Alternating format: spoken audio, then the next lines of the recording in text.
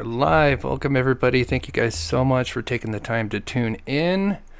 We're going to be going over Riley Strand's case. He's been missing now for a week. He went missing last Friday at a bar, Luke Bryan's bar. Luke's 32, I believe. We covered it yesterday, and if you haven't heard about this case, we'll definitely recap it if you missed the trailer. There has been some other surveillance footage that was released. As far as I can know, it was released yesterday. It could have been released earlier. I know the cops have seen this footage. Now, this footage is after the two bridges. If you're familiar with the story, you'll know what I'm talking about. If you don't, we'll get you up to speed. But there is footage that somebody released on a YouTube channel, which has got 2 hours worth. And it's literally right after the second bridge. And supposedly he went missing between the two bridges. They see him walking just past the first bridge, and there's a homeless camp. And they supposedly have seen this footage, but it's interesting on this footage, and I'm going to show you here in just a second. There is a guy seen running, and it's kind of hard to tell what he's wearing and how tall because he's because of the distance of the camera, and because he's running, the footage is really kind of grainy, and so we're not sure if it's him or not. So, but I'm going to show you guys and get your guys' thoughts. Who knows? Maybe it could be the perpetrator. But again, we'll go over that real quick. If you're new to the channel, welcome. I am Chris. Monsters Under Our Bed. We cover true crime, mystery to the missing. Before we get started, we always like to get back by featuring missing person cases. So let me pull this one up. Today we have Sarah Emmy coming. She is 29 years old. She went missing on leap year, so February 29th of this year. So she's been missing just over 2 weeks now. She is 29 years old, 5'5", 130 pounds, green eyes, light brown hair with green-blue tips. In the notes, it says Sarah was dropped off in front of the Franklin County Courthouse. This is Ohio. She was living and doing well in a step-down rehab program. Her family wasn't notified that she had been gone missing until a week had passed. Oh my goodness. She may be in grave danger due to the circumstances from the past. Wow. So if you have any information for Sarah, you can call 614-645-4545. And here's a few pictures of Sarah down there. Pretty girl. Looks like she's got a couple of tattoos. One on her neck here. Can't tell. I don't know if that says Donovan. And then a kind of a flower rose tattoo. That would be her right forearm. One more time, Sarah coming missing out of Franklin, Ohio, 29 years old, missing just over 2 weeks now. And then one more thing, and then we'll get into Riley, is we're going to be going out just less than a month from now, searching for Aiden Clune on the 13th and 14th of next month. It's something that we do once spring and summer comes around. We actually go out and help look for the missing. I'm trying to save up for a new drone because our old one broke. And so as you see up the top, we're trying to hopefully maybe raise maybe $100 per live show. If you can donate, great. If you can't, no worries. It's not something that we really ask for. If people donate, that's awesome. But it's just one of the few times if we could save up and get a drone. But anyway, let me play this and I'll get to chat here so you guys can see what I'm talking about. So, and if you don't know the story, I will recap it just after this, but I wanted to play this because I know a lot of people are probably tuning in to see this. So this footage is taken. Let me actually pull up this real quick so I can give you guys an idea of what we're looking at. Just give me 2 seconds here.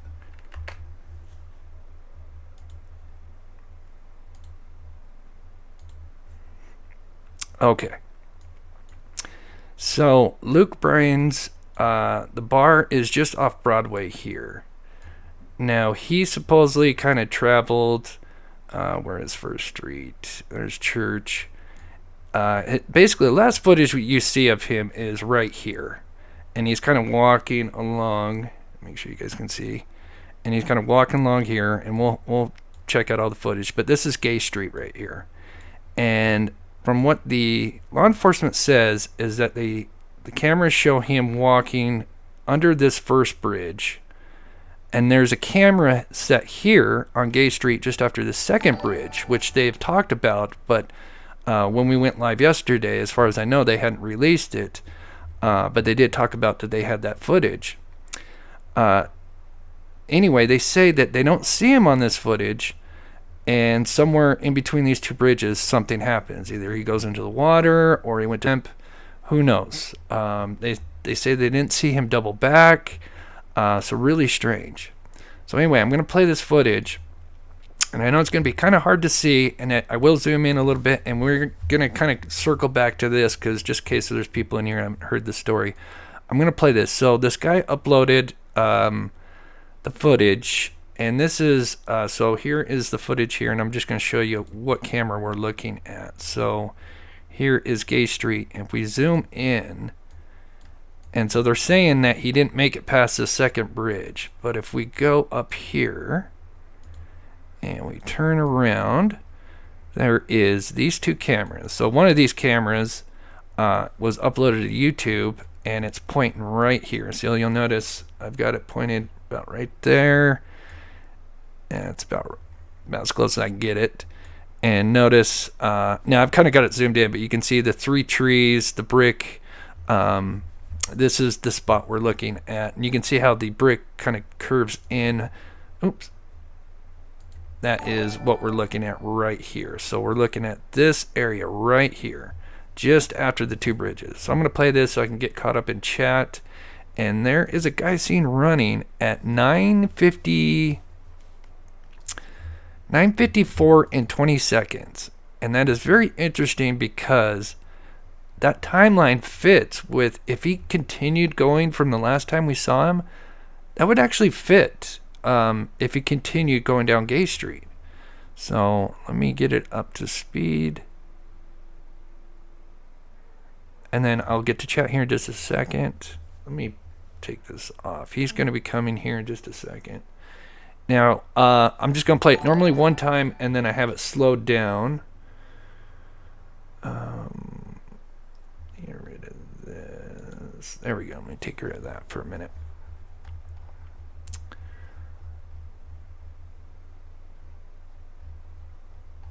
Okay, I gotta get caught up on chat any second now. This guy's gonna be coming, and it's gonna be a little hard to see.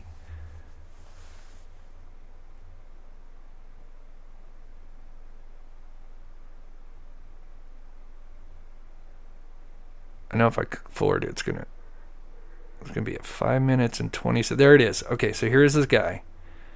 Hard to tell. He runs and he kind of slows down for a minute, but he's going pretty fast. Now, of course, he has a white and black shirt on, and the back of his shirt is all black. So technically, this may not be him, but it is interesting that this guy is running. And this is going to play, and I'm going to slow it down and brighten it up. Let me get to chat real quick, but he's going to come back in the frame. Now, this is slowed down.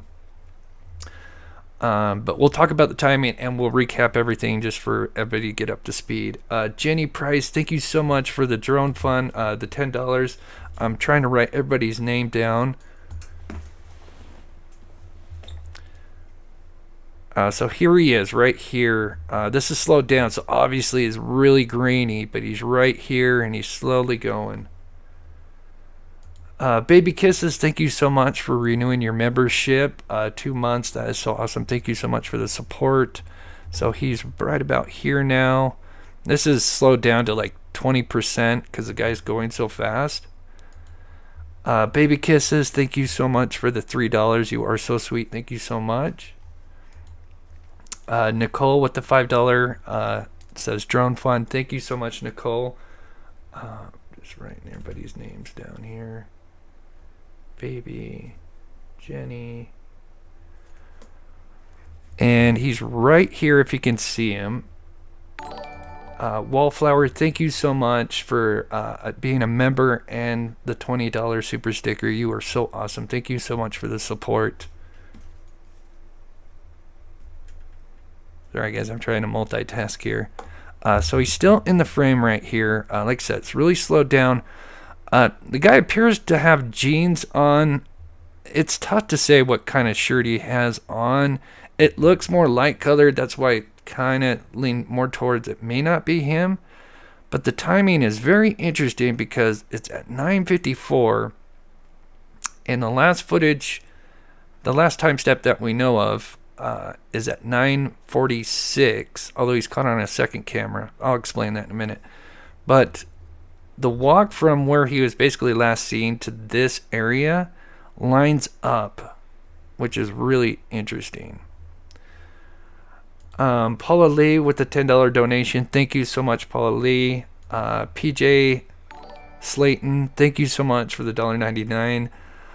And Tony from EquiSearch, honored to have you in the channel.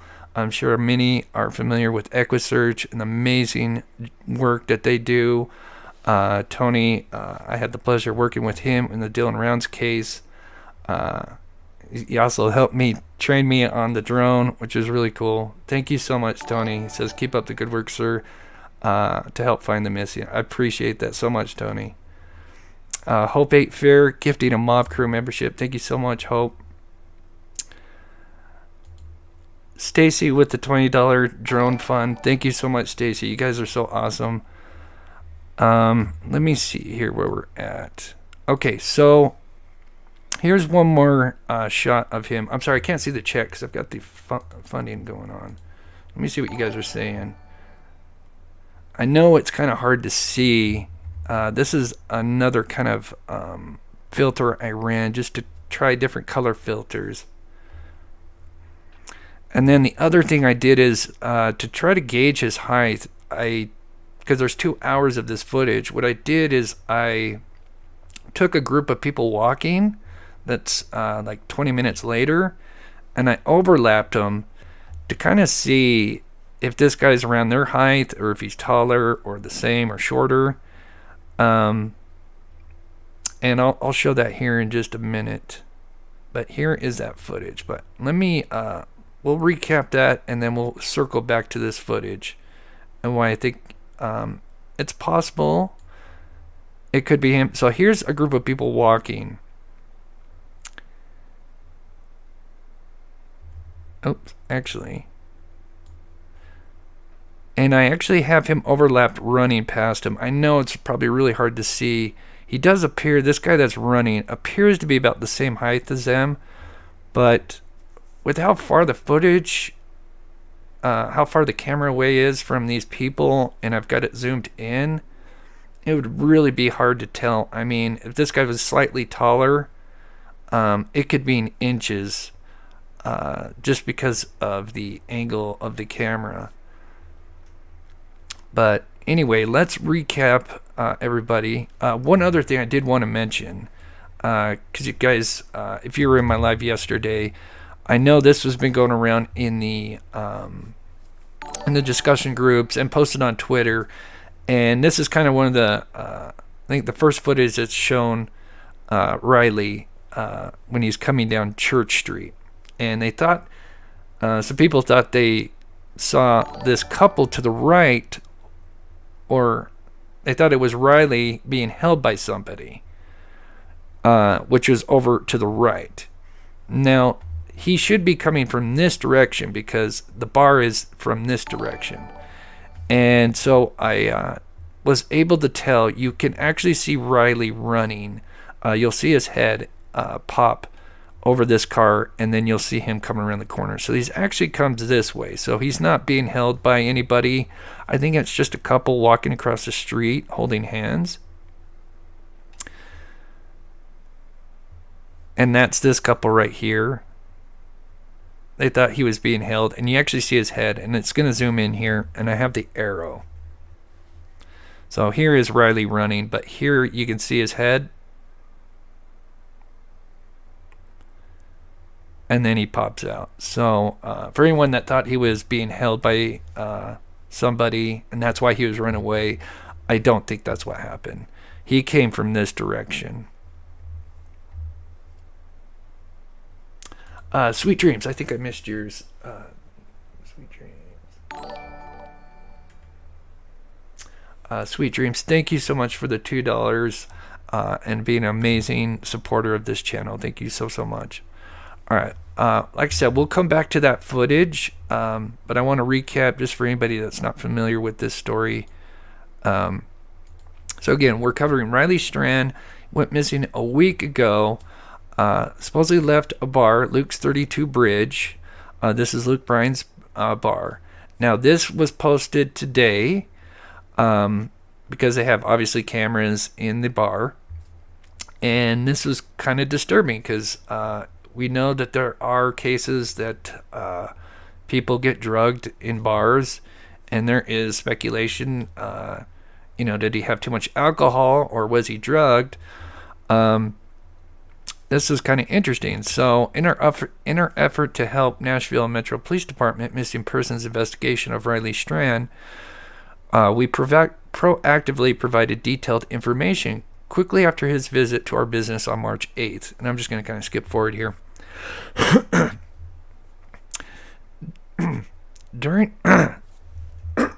Sorry, I got something in my throat. During Riley's visit to Luke's 32 Bridge, our records show he purchased and was served 1 alcohol drink and 2 waters at 9:35 p.m. So he was only served 1 alcohol drink and then 2 waters. So then that begs the question, were they bar hopping? Was this the first bar they went to? Was he drinking before he went there? Or is that the only drink he had? And was it something spiked or, So it was very interesting. And so it says at 9:35, our security team made a decision based on our conduct standards to escort him from the venue through our Broadway exit at the front of our building. He was followed down the stairs with one member of his party. The individual with Riley did not exit and return. The individual with Riley did not exit and return upstairs. Interesting. Wonder where that individual went. Oh, did not exit and return. Okay.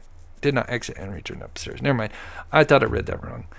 So, yeah. Let me know what you guys think in chat. Do you guys think it's possibly drugged? There was a comment in one of the videos that I pulled up. A lady said that she had been at that bar.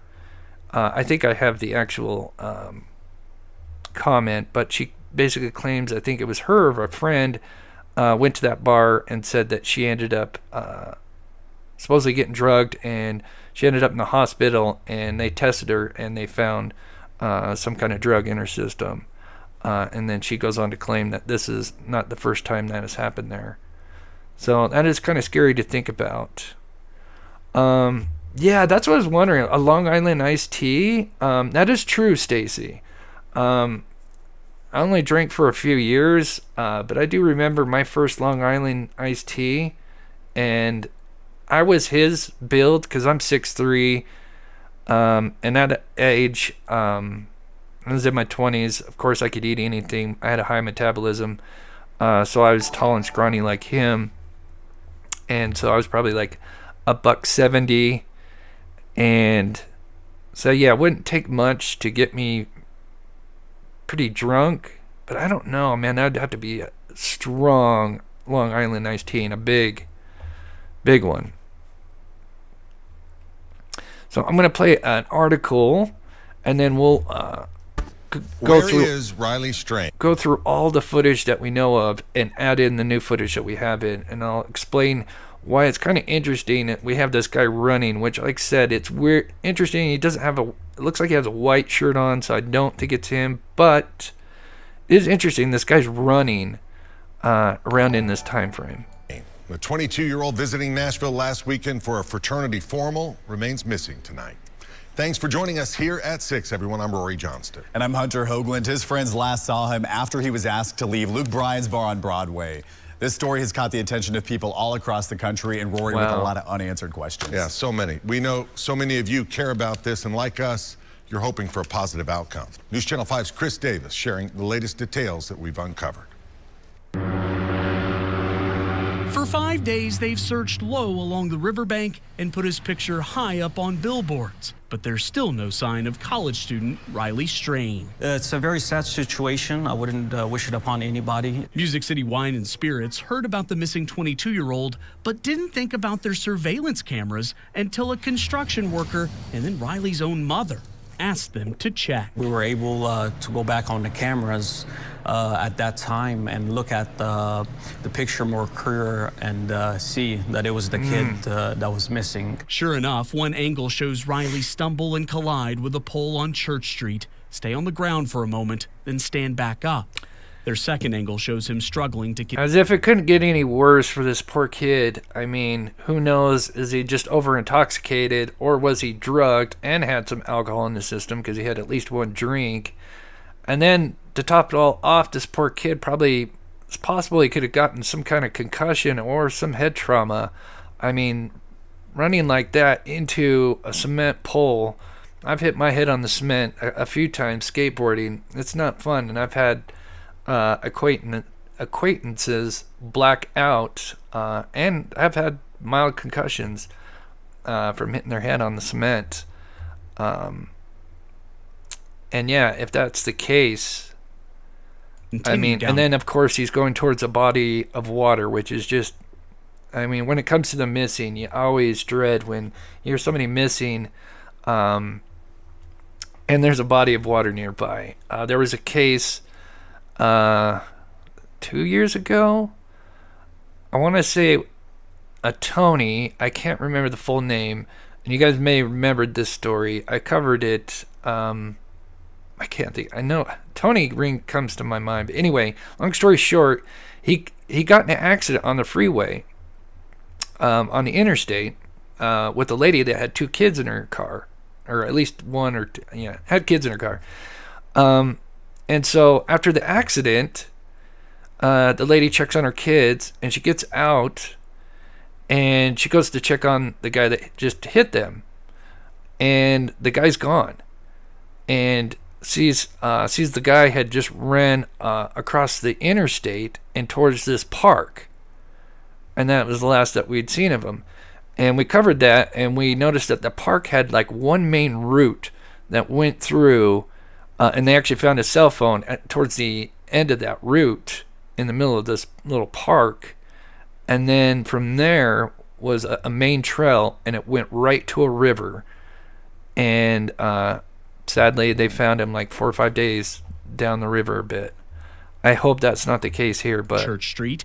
Then, where Church turns into Gay Street at the river, a Metro Police camera shows Riley looking around for a moment before continuing towards the river. Usually someone is with that person to help him. Sharif says working in the heart of downtown, he's used to seeing people struggling to walk down the street. There's just one key difference. They usually have someone with them to guide them, call them an Uber, take them to the hotel, not just let them be. Saturday afternoon, about 16 hours after Riley was last seen, some of his friends came here to the Central Precinct, hoping to report him missing. When they couldn't get into the lobby, that's when they called 911. Okay.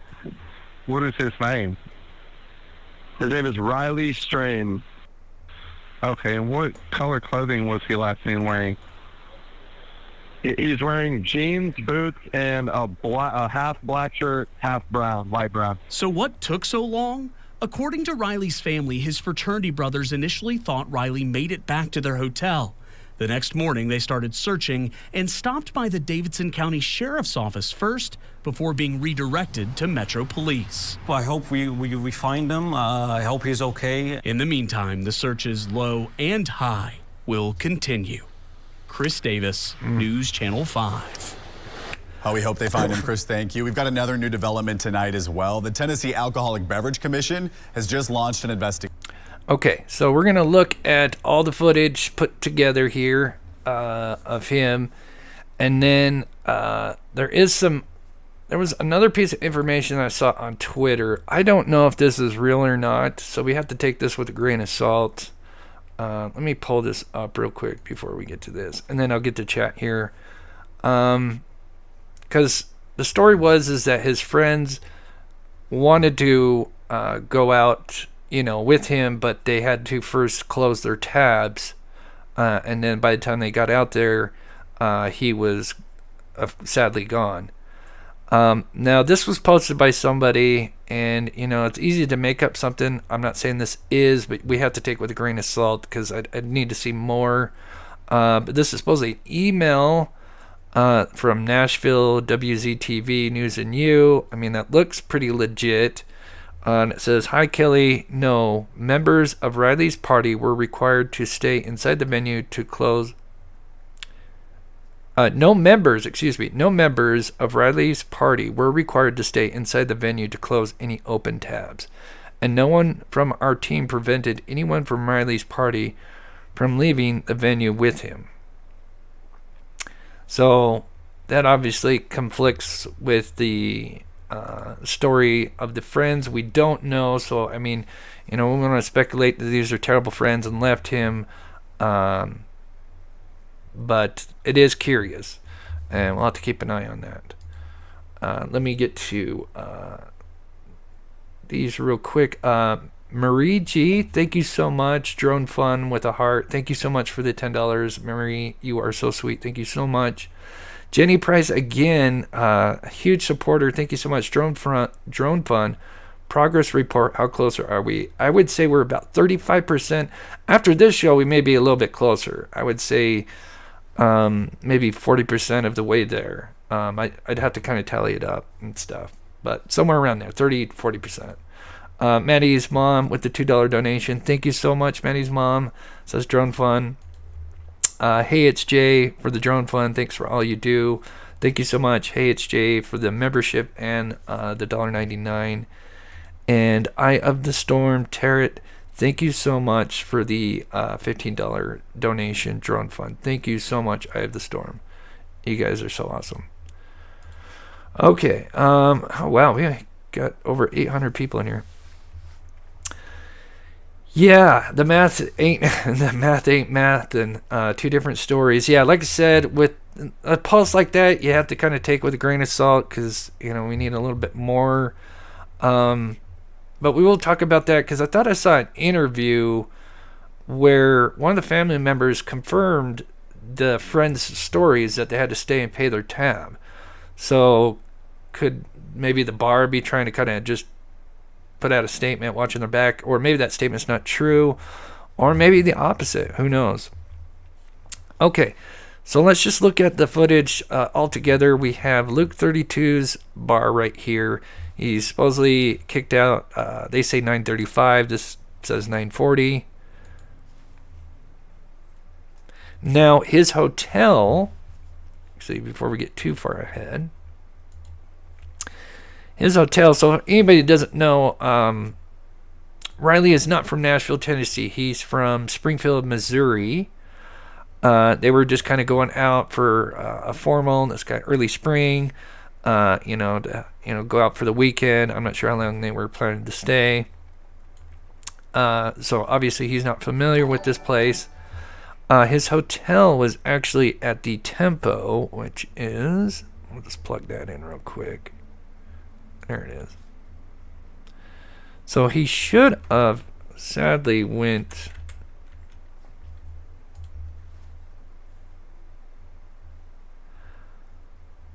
And I need to bring it this way. Oh, that didn't work the way I wanted it to. But anyway, his hotel is here, and where's Broadway? And the bar is here. So he should have went.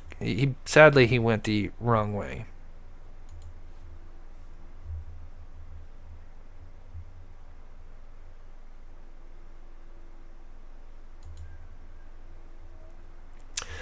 Blind Squirrel, yeah, one cocktail, two waters. Yeah, I thought that was interesting that they gave him two waters. Maybe they noticed. Did he ask for water, or did somebody notice that he was, appeared to be too intoxicated and, was trying to kind of help him rehydrate? So here's the first footage. We kind of went over this earlier about, he came from this direction. I know there's been some posts that they appeared that there was like somebody holding him, and this is why he's running. He's trying to get away from this person holding him.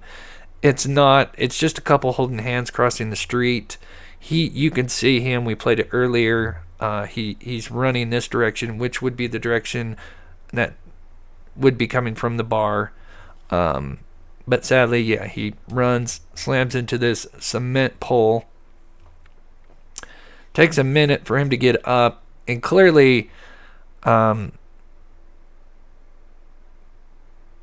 he hit his head because the next footage we'll see, which is just down the street a little bit, about a half a block later. And at 9:45, so we have this here, which will be important later. So keep in mind, this is basically, we'll just say 9:46. Here he is walking, and this is just right after he hit his head. If we were to go down the street, we will do that here in a minute. This is just moments after he had slammed and hit his head. So clearly he's touching his head.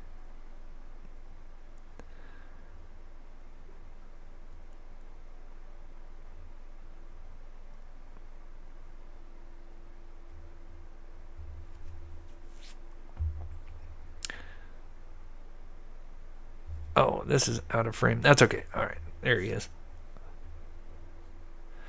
But just another shot of him. Clearly, poor guy hit his head and now is really walking really funky. And then the next video we have of him is literally just moments down the street from there, which is Gay and First Street, I believe. And here is Riley, and it's just so sad, see how these group of people walking, and here, clearly there's some people kind of looking at him, because about right here he kind of is like, wait a minute, clearly lost. He's not from this state. Sadly, he should have been going the other direction, and here is part of the river. I think that's part of the river right there. I know some people have mentioned about this possible homeless guy that's carrying a cart. I don't know if he has any involvement.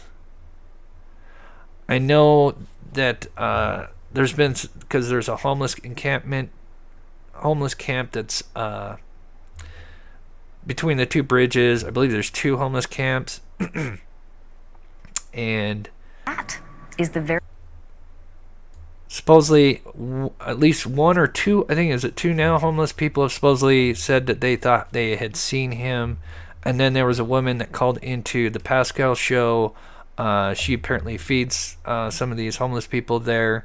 She said that she thought she had seen this gentleman appeared to be wearing the same shirt as Riley. We don't know if it's the same exact shirt or is it just coincidence, but it is interesting to note.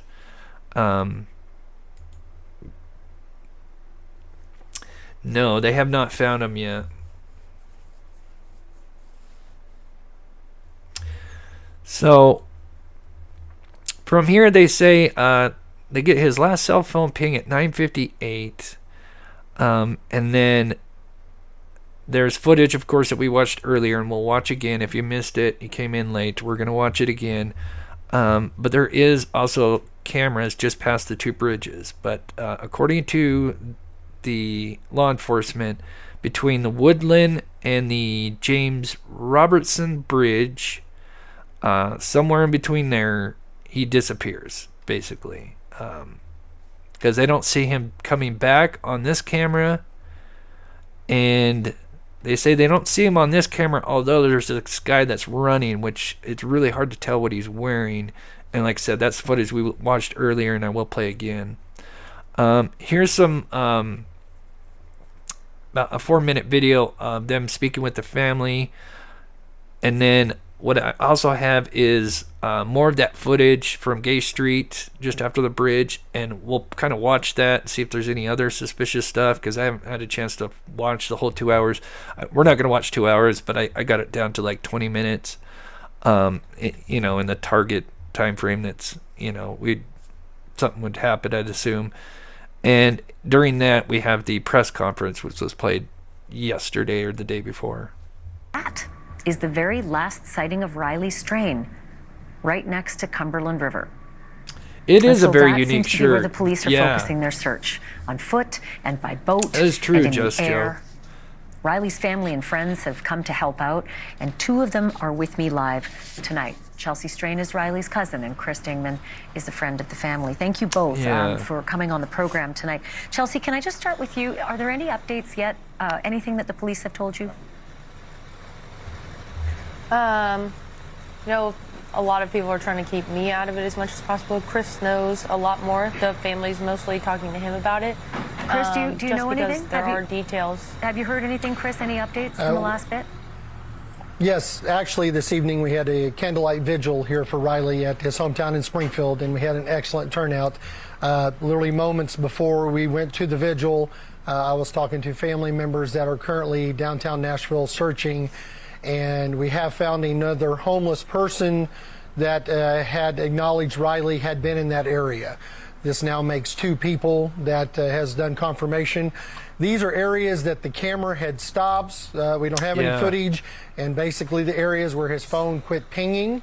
But we now do have visual confirmation from 2 different homeless camps that Riley was in that area. Did the first or second homeless witness lend any more information to the tracking? Like, we have just been mapping out that tracking.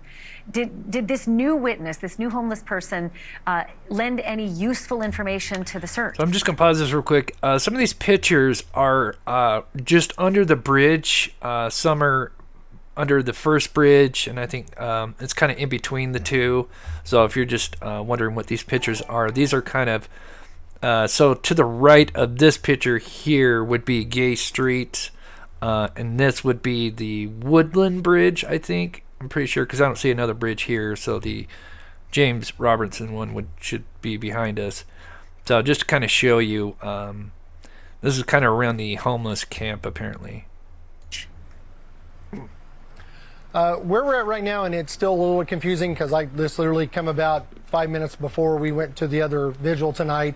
I don't remember which bridge, which homeless person has been, but it is in same conjunction of what we have been thinking. Riley was heading north on 1st Street, and it was in that area that both camps, which under my standing, there's 2 large bridges right there, which have large homeless camps underneath them. I think in each camp, Riley was seen in each one. It's fascinating and still so perplexing. Chelsea, your cousin is 6'7" and 160 pounds. I mean, that is a very, very unique build. I don't know if I've ever met anybody that tall and that slim, and yet not more people are able to say, "Oh, I absolutely saw that guy that night." I know. Being 6'7", I mean, he would definitely stand out.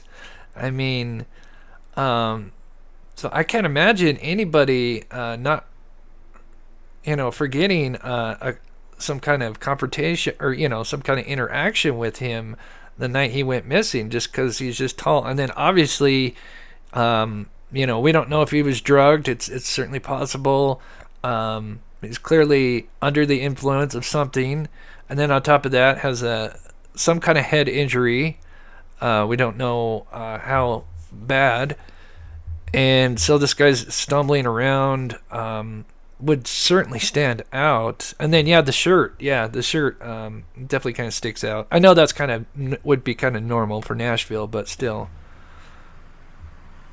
Yeah, we haven't really heard. I know there's not a lot of people that are coming out talking. I know they did a few interviews of the people that they've got camera footage from that they saw him, but it's hard to watch the video and know that there were so many people around him and saw him, and none of them have really came to talk or came to say anything, or if they saw him go in a certain direction. And certainly that can change, Chelsea, because it's getting a lot of coverage on television, the case of Riley's disappearance.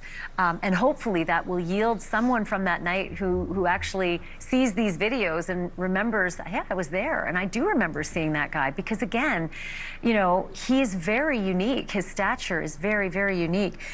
When you see the videos, Chelsea, what do you see in the video? Do you see your cousin, or do you see something very unlike your cousin?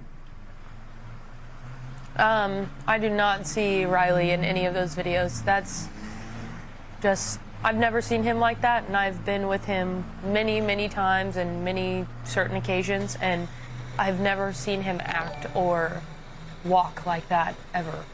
Yeah, so that is interesting. I wonder, I wish you would have asked her, you know, have you been around him when he's been intoxicated or, you know, a little over intoxicated? You know, how does, you know, but it is interesting what she just said there. That could suggest, yeah, there could have been more going on.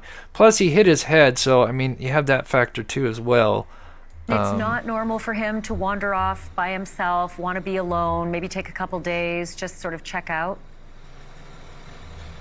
No, all of us are very close with our families. We talk to, I know Riley and I both talk to our moms more than twice a day. We call, check in. We don't really like to be alone.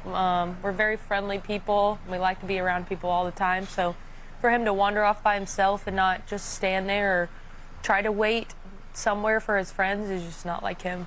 So, Chris, I'm going to ask you the same kind of question with sort of a twist. When you see the video of Riley struggling, it doesn't seem like his friends were intoxicated at the same level. And so that's very interesting. I find that very interesting because I've heard that in another interview.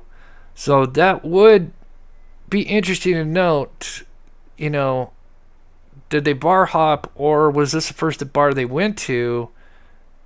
And I guess another thing it would be is, I mean, does the friends be interesting to hear from the friends? Did they go drinking before that or not? Because that would be obviously answer a huge question whether or not, and then of course what kind of drink he had.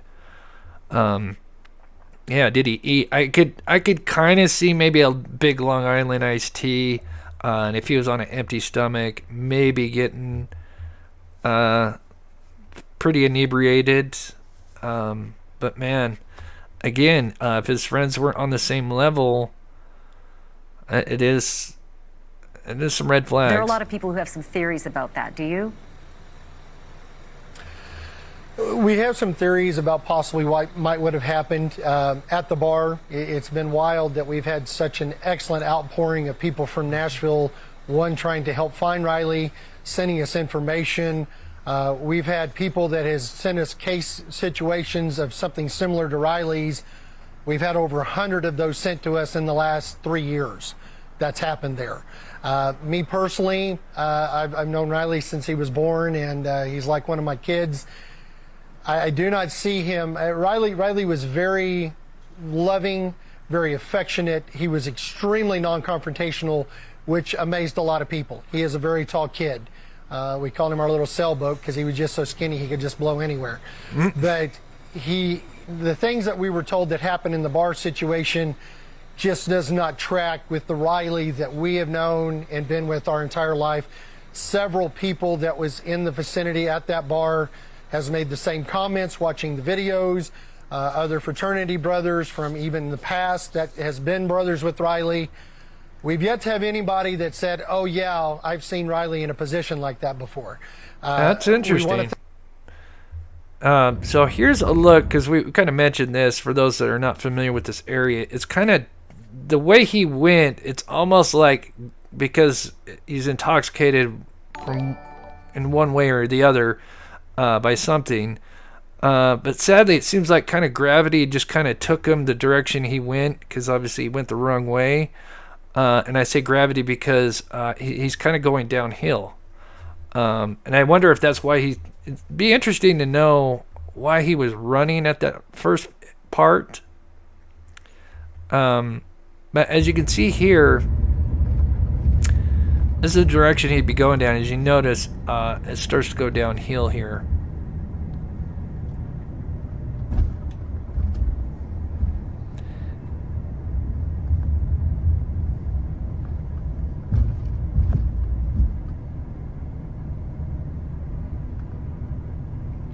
But actually, he would have came down this street to the right.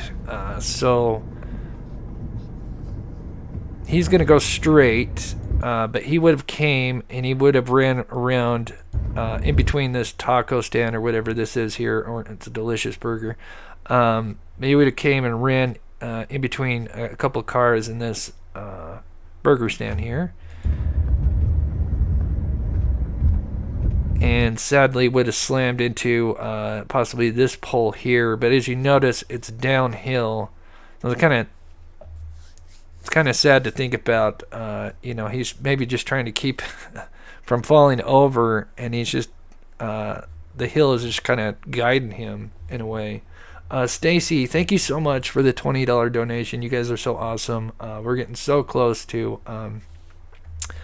achieving our goal of getting $1,000 for a new drone. But so that would have been the first footage, and then the second footage is this one right here. So as you can tell, it's right after he hits his head. So oh gosh, I went back a little too much.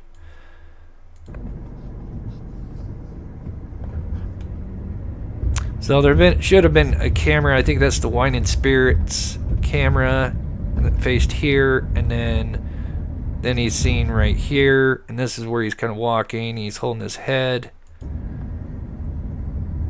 As you see, it's all downhill.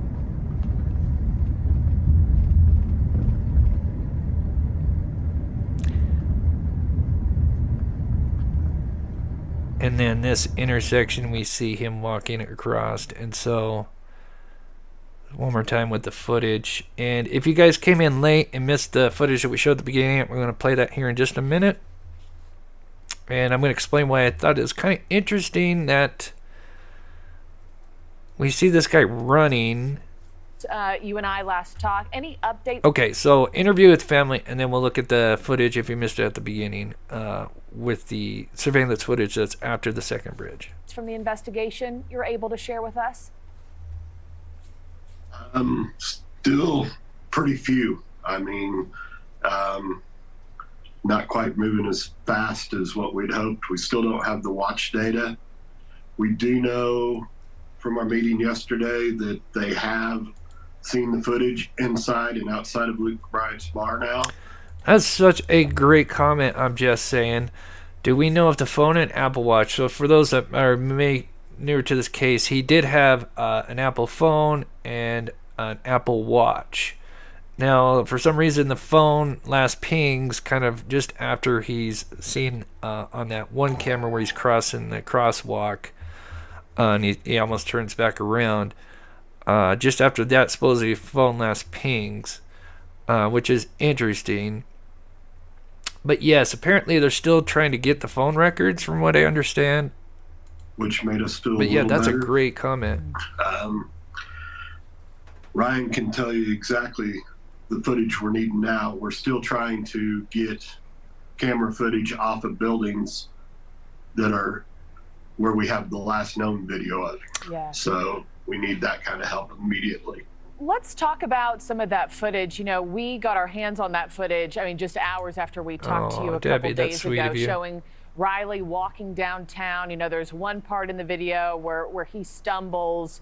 I'm sure you've watched all of this by now. Yeah, there he is right here highlighted. What do you make of this video? And did you or police pick up on anything else that was odd from any of this surveillance? Yeah, the first two videos in the timeline are extremely odd to us. We're really wondering why somebody didn't help, why somebody didn't call the police, make a 911 call saying, hey, there's a student or an individual that is in need, you know. We need everybody's help. And I just want to pause there. Debbie Lemons, I apologize to the family for my Tennesseans in the South, especially Tennessee. We help people and speak to them. I'm sorry he was treated this way here. That's very sweet of you to say, Debbie. I'm sure there's a lot of great people there. It just seems to be just unfortunate circumstances. Yeah. If you've seen him, please help us. Yeah. Please call. Speaking, to just go off that point you just made, my own mother is now following this story intently. I mean, she wants to know what has happened to your son. So this is interesting. I'm sorry to keep pausing, but because we're going to get to this new footage here in just a minute, I'm going to show you, because I know a lot of people came in since we played that. We're going to play it again because I knew more people would come in. Linda says, I'm surprised there wasn't a police presence around close to have seen him. I'm not kidding you. There's 2 police cars that go down Gay Street around this time. I'm not even kidding you. And I will show you guys that.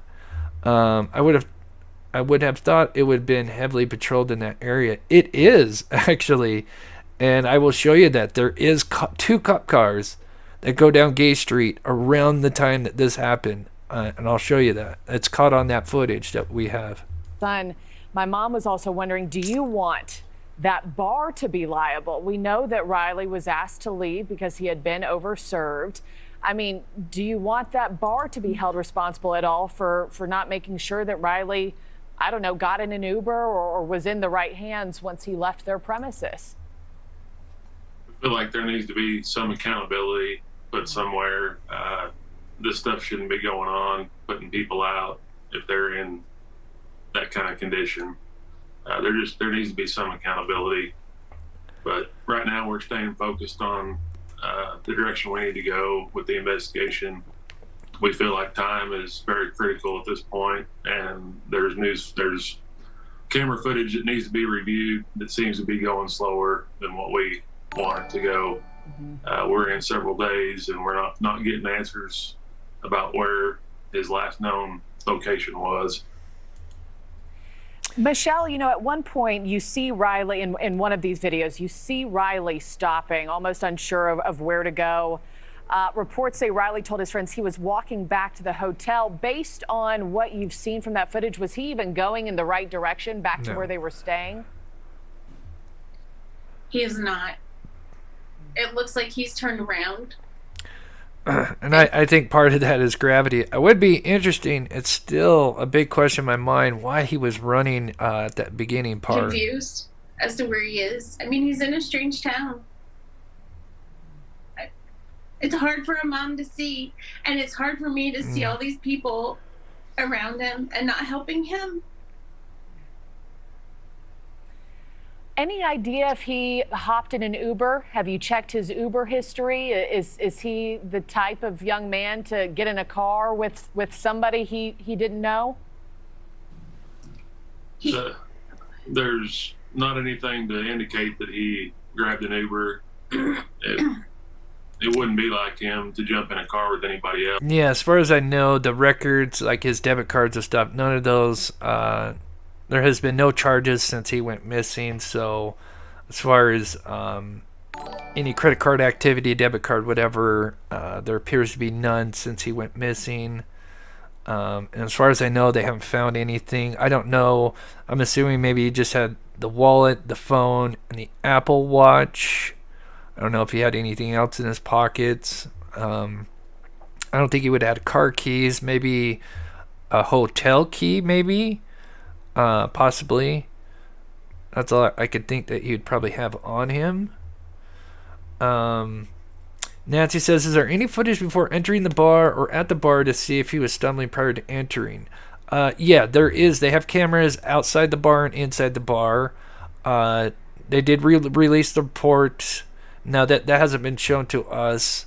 And that's a great question because since he was only served one drink, it begs the question, was he drinking before that? Did they go bar hopping? I don't think... Now kind of thinking about if he went bar hopping, all these places downtown have cameras, so I would think if he went bar hopping, they would maybe release some of that footage or talked about it. But then again, who knows? Else, but it's not like him to go in the direction of the area that he was last seen either. So there's still a lot of questions that we're very trying to be patient, waiting on answers on. I also know we mentioned that candlelight vigil was held for Riley last night. How has the outpouring of support helped you through this process as a family? I feel like it's what's getting us through. Okay, I'm going to skip it forward here because we got 1,000 people in here. If you can, thank you guys. First off, thank you guys so much for taking the time to watch the show. You guys are so awesome, and I appreciate everybody that's donating. If anybody's wondering, we're trying to raise some money for a drone. We do not only cover true crime and the missing, but we actually go out and help. And our first mission this year is to go search for Aiden Clune, and that's April 13th and 14th, literally basically a month from now. And anyway, we're raising some funds to get a new drone because our last one broke. So I'm going to get to chat, but we're going to get to the footage here so you guys can see it.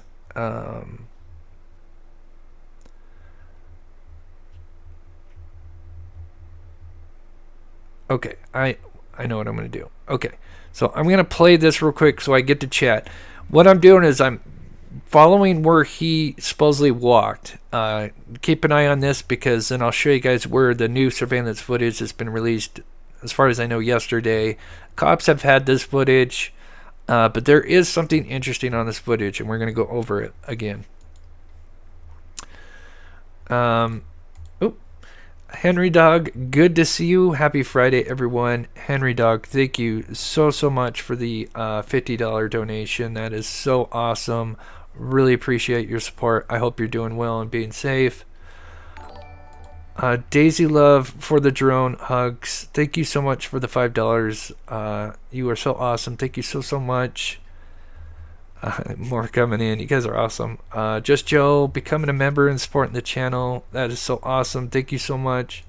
I think I missed this one earlier. Hope 8 Fear, gifting a Mob Crew membership. Thank you so much, Hope 8. I know you've been gifting a lot of memberships. That's really cool.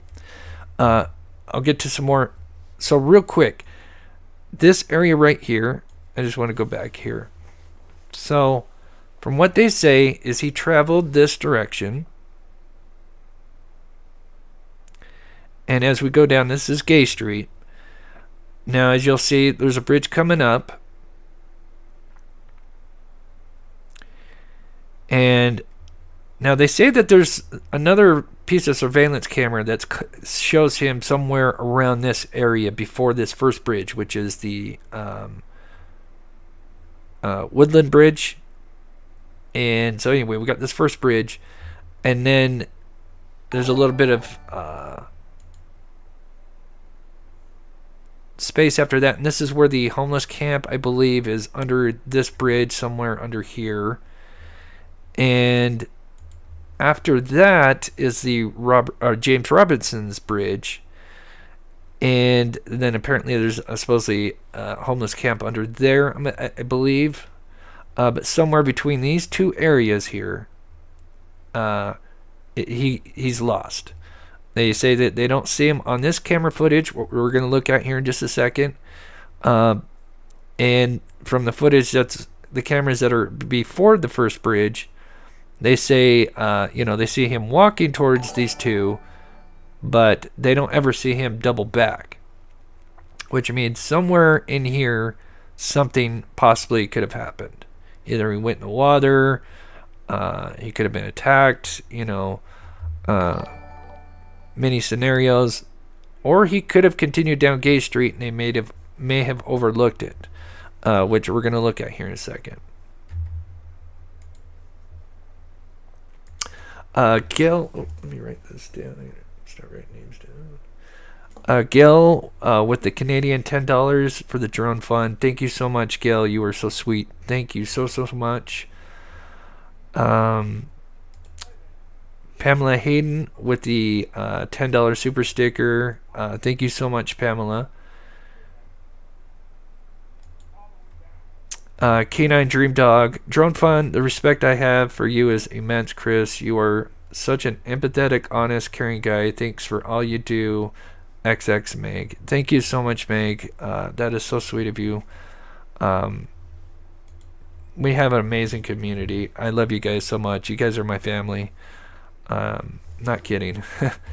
And Cynthia with the $5 super sticker. Thank you so much, Cynthia. All right, caught up on that. You guys are awesome. Okay, let's look at this footage. So I know some of you came in late. Here's just kind of look at this river. It's the Cumberland River. It's a very big river. It goes 265,000 cubic feet per second, which I meant to transfer that into, I don't know, feet or miles or feet per second.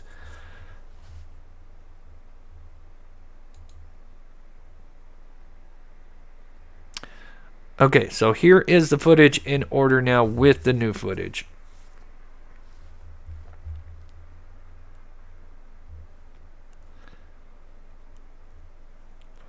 I wanted to play this because I wanted to show you guys this. Now notice 9:46, right? So it's 9:46 p.m.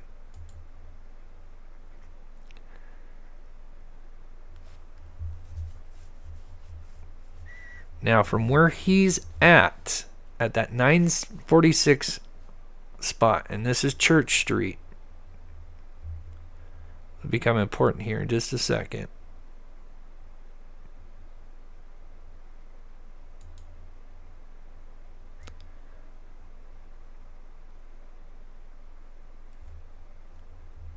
And he's seen moments later going down there, but we're going to keep that 9:46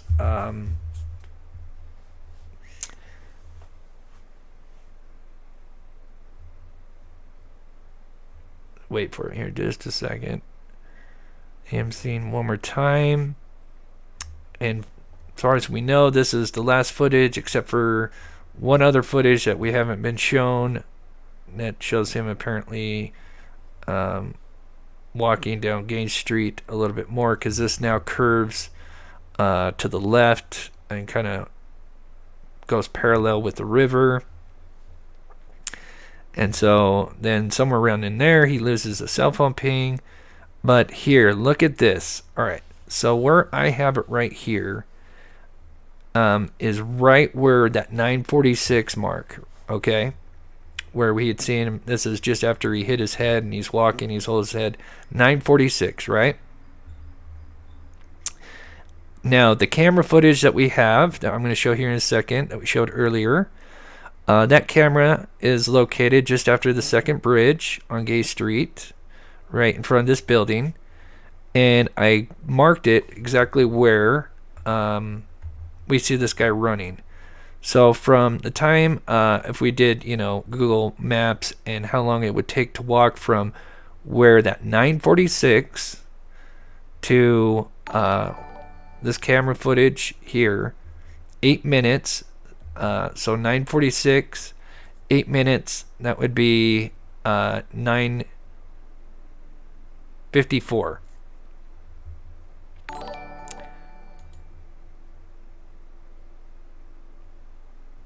So 9:46 and 8 minutes from now, 9:54.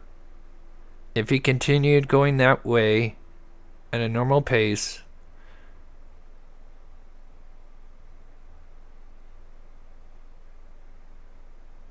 we should see him. And so this shows where this camera is located, which I showed earlier.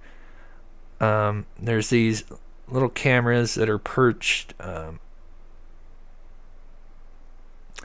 It's right by this, where this garage opens up, but there's these two little cameras right there. And it's this footage that was uploaded. I found it on YouTube. I don't know if it was uploaded anywhere else, but it faces this area right here. And 9 minutes later, 9:54. Actually, 8 minutes later. I was going off 9:45, but I forgot that's actually 9:46. So actually, I should say 8 minutes later. 8 minutes later, at 9:54, we have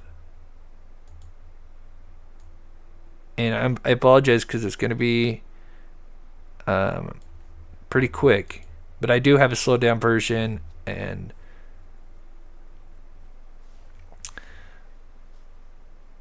there's a guy running. Now, it's really tough to tell, the stature, what he's wearing. It does appear that his shirt is lighter than his pants, so I would say that would kind of lean against it being Riley. But then again, this kind of grainy footage. So here's kind of what it'd look like. So notice he's kind of got the white and black on the front, but on the back it's black. So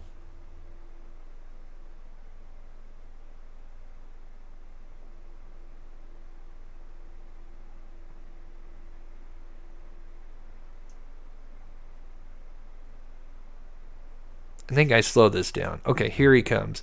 So this is slowed down right here. Can you guys see that? Okay. I apologize. It's really grainy. But the guy in question is right here. Does kind of look like a lighter set of shoes. Possibly lighter shirt.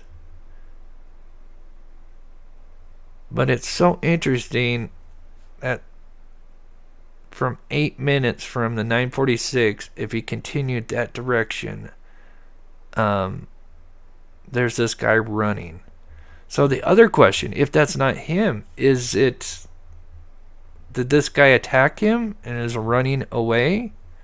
Could this be the perpetrator? And I know it's really hard. I apologize. I tried to zoom in as much as I can. There's a few things I could do, but because he's running, it's really just really grainy, unfortunately. But it's so, just the time frame, it's just really interesting that he's caught on that. So remember I told you there are cops that are driving down this road, and it's like minutes before we see this guy running down the street. And we'll look at some more of this footage as well, and I'm going to play the press conference if you missed it yesterday. And maybe we'll spot something else, because I haven't been able to watch the... there's 2 hours. I've got 20 minutes of it for us to kind of watch. And while we're watching it, there's a press conference that's playing in the audio. Team, a highly trained group of individuals. But, so... the guy that uploaded it said he uploaded it at 9:49 and 58 seconds, so like a couple of seconds off from 9:50. So, so this footage starts at 9:50.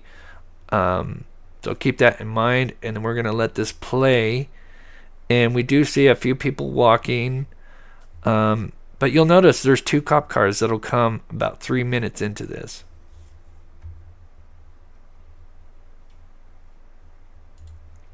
And it certainly can be, Liz. Definitely. It certainly definitely could just be a random person. And if I would have to go, more likely it's nothing. But the fact that it's 8 minutes from where he was last seen, and it's 8 minutes to walk to that exact spot, is interesting. And like I said, it's possible this could be the perp running away. Sir, you okay there? All right. Okay, so this is the press conference from, I don't know if it was yesterday or the day before. There's a few interesting details if you hadn't heard it. We'll play that. Bazine colors are reversed with night vision. Blacks won't be dark. I don't know if this is night vision. I think this is colored, so I know what you mean.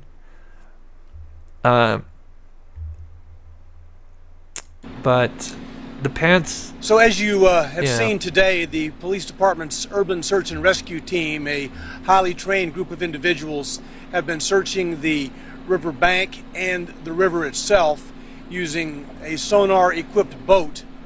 Thus far, we've found no... Bird MP, you know what I did is I took a couple that were walking and I overlapped them with him running.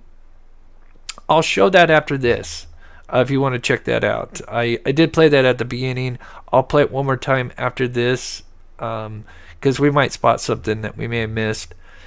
But I did overlay 2 videos in the same exact position, and I overlay a couple walking, and then I have him running, and they're kind of together. But it's so hard because the guy's running, he's just kind of really pixelated. But I will show you that. No sign of our missing person. Sergeant Bob Nielsen is a supervisor for our homicide cold case unit. That unit is responsible for investigating missing persons, and Sergeant Nielsen's going to go over with you now where the investigation stands at this point. Sergeant Nielsen. As Don has already mentioned, we've been out here with our urban search and rescue. That is a very interesting question, CC. We'll look at it again. It's going to come up. So this is, like I said, it starts at 9:50. I'm not going to interrupt anymore. We're listening to the press conference while we watch this. This started at 9:50. This would be about the time that he would be approaching the 2 bridges, basically. We've also utilized my cold case detectives on foot, traveling through the area. We've also used aviation, as well as our police boat, which, as he mentioned, has sonar. In the past couple of days, we've also involved the Office of Emergency Management. They have a boat with sonar, and they also have a drone. We've had their drone operator come out here. And we've also been utilizing our downtown partnership people and just trying to make many contacts of some of the citizens walking through here, including people that live in nearby homeless camps, and have been re-canvassing for video and reaching out to some of the bars and businesses down here, which I'd like to point out that they've all been extremely cooperative with us, and I'm open to any questions you have. The phone, when it went down, is there any tracing of the phone? So the last thing we had on the phone information was all of the pings that they did were based on exigency, so we were able to get that. Apple has been very helpful with us. We're still waiting on some phone record information. We're still waiting on that data. However, the last ping that they had was off a cell tower near Top Golf, which is on the other side of the river. So people who were mentioning, sorry to pause it, people who were, when this video came out yesterday, people who were mentioning this, clearly this looks much like a light t-shirt, not the guy. However, the radius is about 2 miles, so it doesn't... And it appears to be someone that's, you know, give us a direction to travel. Got a little bit more body than Riley would have. Travel or more detailed information. We just know that that's the tower that it hit off of. We're still waiting on the phone records. We don't have the information quite back on the Apple Watch. I didn't know this. I'm not an Apple person, but apparently it has its own separate phone number. So that's one of the things that we're also waiting on is data from that as well. That's it doesn't tell us exactly why they went down. There could be a variable number of reasons of why both of those went down, from we don't know how long he had them charged to, you know, turned them off. I mean, any number of things. But the data right now, the rest of it, his phone records and so forth, we're still waiting on. We know that the last ping off that tower was... And that's interesting because I think that's either a day or 2 days ago that this interview was done. So hopefully maybe they'll give that back. I know from what I understand, you know, like different phone carriers take different time frames as far as getting back the phone records. Between 9:55 p.m. and 10 p.m. And I believe the last phone conversation or attempted conversation by one of his reasons of why both of those went down, from we don't know how long he had them charged to, you know, turned them off. I mean, any number of things. But the data right now, the rest of it, his phone records and so forth, we're still waiting on. We know that the last ping off that tower was between 9:55 p.m. and 10 p.m. 9:55 and 10 p.m. Okay, interesting. Keep in mind, this guy that we see running is at 9:54. And I believe the last phone conversation or attempted conversation by one of his friends was also during that same time. That was the last time anybody had any kind of interaction with him on the phone. We'll talk about our cameras, Bob, what we know from the cameras. Thank you. with the camera footage that we have right now, the last known footage we have of Mr. Strain was coming in this direction, which would be towards us in the northerly direction. It caught him between the James Robertson Bridge and Woodland Street Bridge traveling this way. So let me just show you guys on the map one more time. What he's saying is, oh, why are you doing that to me? Don't do that to me. As what they're saying is he's caught, seen on a camera here, but it's not supposedly seen on this camera, which we are watching now. We are watching from 9:50 to about 10:15, I think. So while that plays, and we'll see a couple of interesting things. We're going to see a couple of cop cars go by here in just any minute, but we are watching footage from right here. He was last seen right here. Supposedly goes, something happens around here, but we are watching footage from here. But he was traveling this way, so the footage we are watching is, if nothing happened, he continued down Gay Street. We would see him. He was on foot. There was nobody else around him that we can see. We do have some cameras on the back of our Birch building, which is our courthouse here. However, it doesn't catch him crossing the path of that, and they would have caught anybody on either side of the Gay Street connector.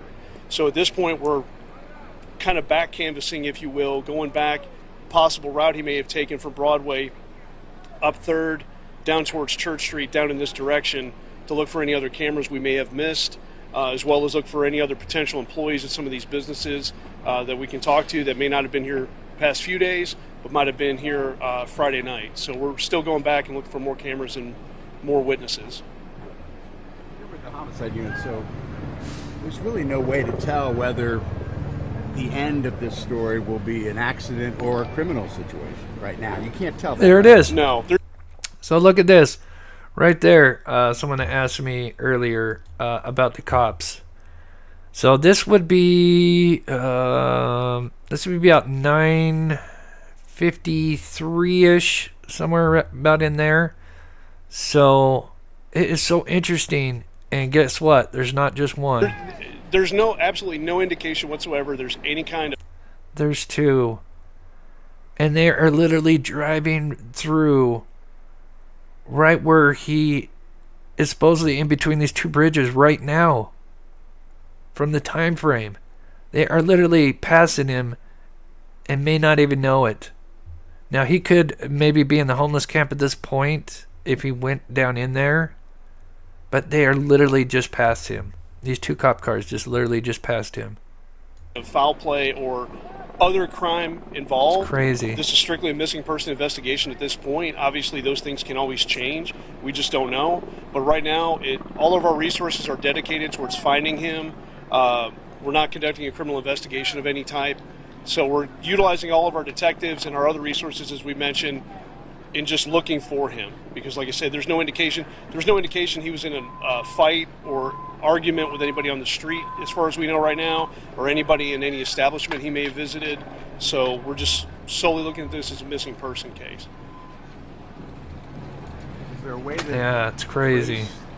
Ubers, Lyfts, those kinds of things, taxis? So we don't believe, based on the information we have so far from financial institution, that he utilized any kind of ride share. However, I know that I believe the family or someone has reached out asking if they may have caught him on video, because as we all know, a lot of your ride share partners will have dash cams. And so people have reached out to them. Hey, if you see anything, can you send it to us? So 2 minutes after, I'd say about a minute after those cop cars, there's this guy. Obviously, we don't know. I would lean more towards it's not him. Can't rule 100% out. They have this footage, but it's interesting. We have this guy running, and it's at 9:54. Like I said, it does look like he's got something lighter on than his jeans, which would go against it being Riley. But still, you have this guy just kind of... It's hard to tell if it's a sprint or a jog. To the police department. But we have not seen any evidence that he would have used that. All the footage that we have so far, he was walking, so there's no indication that he got into a vehicle, whether a cab or a ride share. And then, of course, until we get his phone records back, we can't see if he utilized any one of those types of applications as well. There was a body cam of an officer another situation that officer came across Riley at one point. Do you have an update on that? I don't. There was no real interaction between the two because that officer was dealing with that other situation.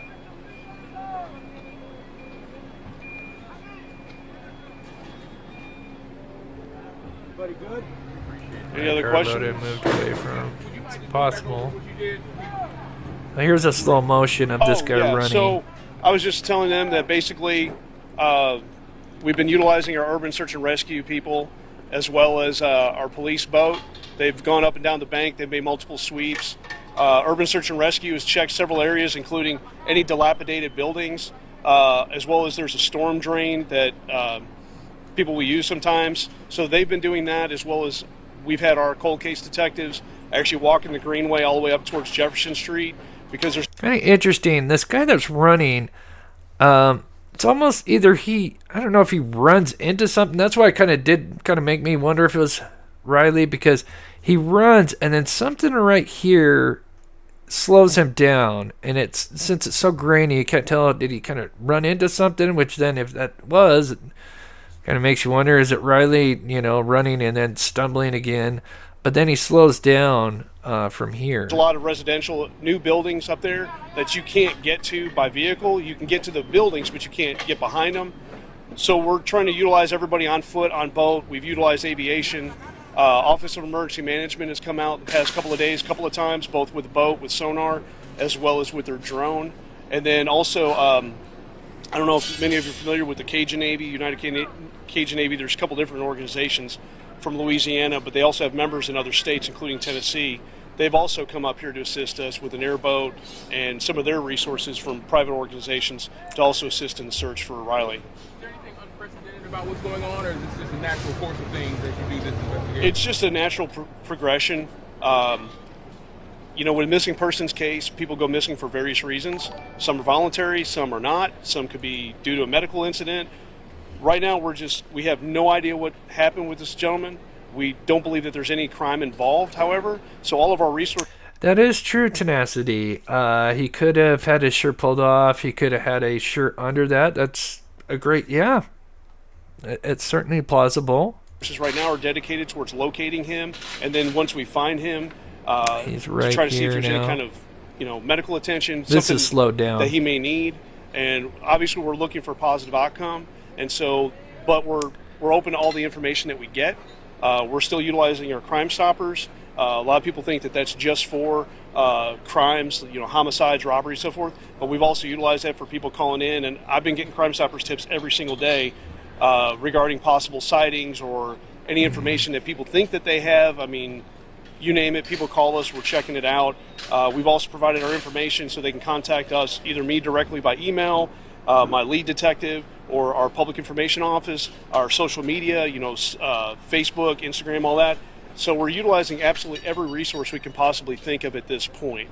There's no reason to believe that he's been a victim of a crime, and I can't possibly think of any other resource we could utilize that we haven't used or are using right now. Wasn't there a mention that there was a black car that had been seen a couple times on the footage? I forget the car brand or the make, but Have they been notified to look at obviously it's a popular. He's been entered into NCIC, which is very common. So when we do a missing person report, when that's entered into NCIC, and as we bundled that information, we push it out to some of our partner, Sumner County, Cheatham County, THP, and so forth. They usually get that information. Our fusion centers tend to push a lot of that information out as well. So that information has pretty much been disseminated. Yes, ma'am. Okay, so this is where, and I know it's really hard to see, there's a couple walking, and I tried to overlay the best I could. It's really hard to tell just because, he's running, but I tried to match up their height. I know, it probably, you guys can barely see this.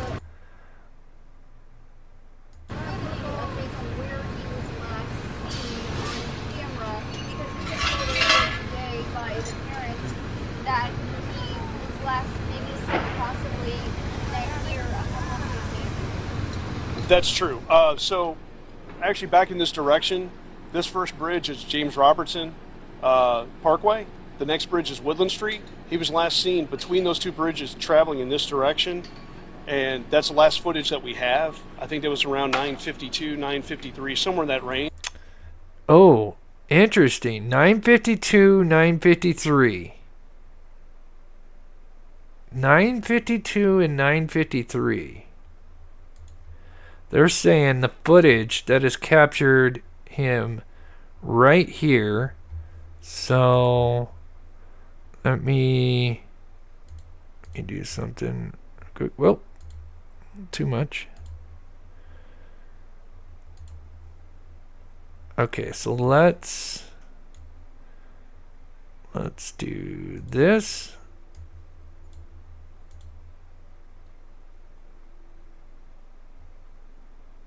Actually, I'm going to have to punch that in. All right.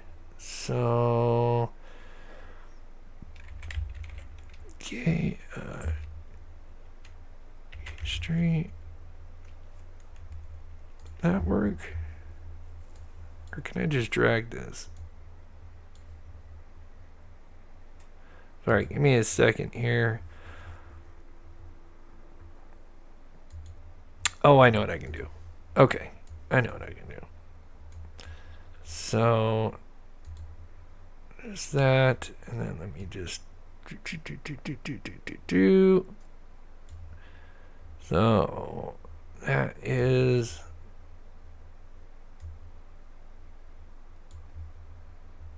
a 3-minute walk, and that's just proximate. And he's a tall kid, and I walk because we have, being us tall guys, we have big strides. So they're saying that's like a 3-minute walk. From just before the first bridge to that. He said 9:52, 9:53, and this guy's seen running at 9:54. Man, the time frame. That is really eerie. That is close. It's so close. There's actually a large homeless encampment that's down the riverbank. Man. And we actually made contact with some of those people today. Our urban search and rescue people talked to them. They even let us search that area, because that's treated like a domicile where some of them are. So they've been very helpful as well. And so we're just utilizing everybody we can talk to in this area, but that's the last known area. So what they told you is accurate. They just didn't know that the homeless encampment was down there. So. Yeah, so at that point, once we found them, we don't 9:52. know if it down or got hit, or we don't know anything. I think it's off. Correct, and as I mentioned to them, there are cameras on the back of the Birch building, but they would have caught anybody on either side of the street, but there's nothing to indicate he came this way. So yes, we also utilize the camera. There's a pole camera right there as well, and it doesn't show him in this direction. So in the event that he could have possibly have doubled back and the other camera that we last saw him on didn't catch him, both, actually all detectives that we have out on this, as well as the security people that watch the parking garage, and the families themselves. I mean, we've had 3 different groups literally go through that parking garage for the past 2 days, just in case they've missed it. The other thing is, could that be a perpetrator? I mean, I don't want to be, dramatic, but just the timing of it. He's last seen on that footage just as approaching the first bridge at 9:52, 9:53, as they say. And we see this guy running at 9:54 on the second bridge. And this is just after he slowly disappears. I mean, there's definitely a small little possibility that if that's not Riley, could this be somebody that was involved? Open door, the safety netting in case somebody somehow went over the side. They've checked everything that they can over there, and security was checking again for us today. Crazy. Just because there's always that possibility the camera didn't catch him going back across, and maybe he went back up to James Robertson through that parking garage, as well as the stairs on the outside of the parking garage.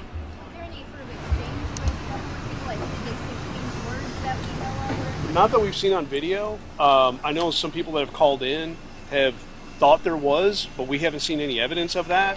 I was told today that there was a homeless gentleman that may have actually seen him, like close proximity, like from me to you. So we're actually trying to find that individual right now to see if he can provide us more information, but we haven't been able to find him so far. Yes, ma'am. reiterated, especially today, how communicative y'all have been, and they're very pleased from that standpoint. Is it hard when you have a lot of family members in the area trying to help you? How do you work in tandem with family members in the search? It's just like when we have a homicide, we try to have one point of contact, whether it's one parent, two parents, an aunt, whoever is kind of the spokesperson for the family, just because the nature of the investigation can be so cumbersome that it's hard for us to answer multiple questions. Like if there's 15 of you out here right now, realistically, we may not have the time to talk to actual 15 individual people, right? That's why we have public information officers, or like here, we're doing a quick briefing on it. So usually what we'll do, and as I've spoken to mom and dad today, was everything will go through them. So they have multiple ways to contact me. Any questions they have, even from other family, I've asked them to direct it to mom and dad, let mom and dad contact us, because otherwise it gets to be the telephone game. And then, Okay, so I'm going to pause it there and just kind of recap a little bit. I see some people that came in late. I'm just going to recap a few things. I know we've been going for an hour and a half now, so we'll go a little bit more, and then we'll finish up here. But I'll show this one more time and explain it, just in case if you missed it. I'm going to look at Twitter, see if there's any new things, because there has been a few little updates, nothing major, but some concerning things, especially what the bar had said. And we'll recap some of that real quick. I just want to get to chat for a second. Rose Alaska with the Canadian $10. Thank you so much, Rose. That is so sweet. Thank you so much for your support. Bonnie Bailey, good to see you. Canadian $2 for the support. Thank you so much, Bonnie. June, good to see you. A drunk tourist passed out in my yard when I lived in North LA. We got him up and drove him back to his hotel. He was so lost, got off on the wrong street, car stop. Wow. Thank goodness you were there to help him. That's awesome, June. And thank you so much for the $4.99. That is so cool. Then we have Sonia. Is it Sonia? If I said that wrong, I'm sorry. With a $5 euro. Thank you so much. And we have Sharon T with the $10 super chat, or super sticker, sorry. Thank you so much, Sharon T. Lily Polly with the $5 euro for the drone fund. We've been doing amazing. Yeah, I'll have to, the next live show, I'll have a tally. I know we're getting closer. And Jesse Carter with the $10 euro. Thank you so much, guys. Thank you so much, Jesse, Lily, Sharon. I think it's Sonia. I'm sorry, the letters are a little small from where I'm at, so I can't tell. If I pronounce that wrong, I'm so sorry. But thank you so much. Yes, Phoebe, I did. I mentioned you the other day. Maybe you missed it, but yeah, thank you, Phoebe. I know you did that. And Raina and Wanda, thank you so much for the PayPals. And I do have to shout out the Venmo. But let's check out just the updates one last time here. Kind of the big one here is 2220. Is this statement that was released by the bar. This says, during Riley's visit to Luke's 32 Bridge, our records show he purchased and was only served one alcoholic drink and 2 waters. So that begs the question, did they... I think if they went bar hopping, there'd be more surveillance footage and talk about that. So I don't know if they didn't do that, but I'm kind of leaning towards the no. But it still doesn't mean they could have been drinking and then went to the bar. But if not, then was he drugged? It's certainly a possibility. There are stories that this has happened at this bar, and I know it's happened at other bars. I don't think this is just an isolated thing, but it is a concern. Then they say at 9:35 p.m., our security team made a decision based on our conduct standards to escort him from the venue through the Broadway exit at the front of our building. He was followed down the stairs with one member of his party. The individual with Riley did not exit and returned upstairs. So somebody that knew Riley, they claim, followed him down the stairs and then maybe went back to go pay their tab. Now, there was a statement, because they say in the friend's defense that they say the reason they couldn't leave right away is because they had to pay their tab. There was this that was posted on Twitter earlier that says no members of Riley's party were required to stay inside the venue to close any open tabs. And no one from our team prevented anyone from Riley's party from leaving the venue with him. So we have to kind of take that with a grain of salt. I'm sure more information will come out about that, since this is such a kind of a big deal, being Luke Bryan's bar and everything. And I know he has been outspoken and hoping that, the family gets answers and feels terrible. I'm just checking Twitter real quick, see if there's anything else.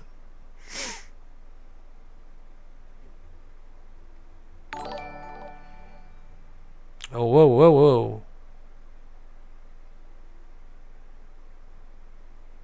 Uh-oh. Okay, there may be some breaking news, but I don't want anybody to get too excited yet. Crews responded to reports of a person calling into 911 saying that they saw a person floating. Extensive resources have been deployed to the area. Police investigators and fire officials have spoken with the caller, and crews only located tree debris in the water. Crews from Nashville Fire and MPD and the Office of Emergency Management continue to search the area.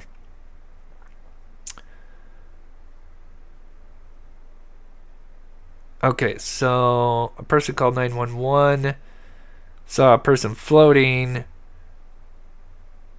They say investigators and fire officials have spoken with the caller, and crews only located tree debris. Okay, so maybe there is nothing major going on. I only read the first part.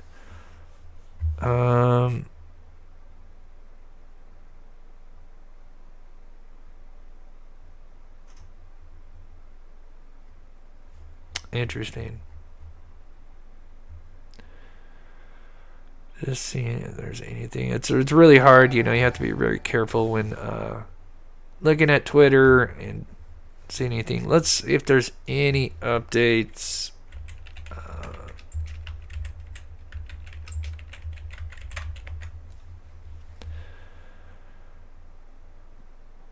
Okay, 2 hours ago. Let's see if there's any more information about this one drink. Luke's Bar Bridge, owned by the country music star Luke Bryan, posted a statement on Instagram Friday. Bar personnel investigators reviewed security footage, cellular photos, and transaction records, put together a timeline of Strand's time at the bar. Our records show Strand purchased and was served one alcoholic drink and 2 waters. The bar statement said at 9:35 they escorted him out. We read that. Strand was allegedly followed down the bar's stairs with one member of his party, but the unnamed individual did not exit with Strand and instead went back upstairs after Strand left.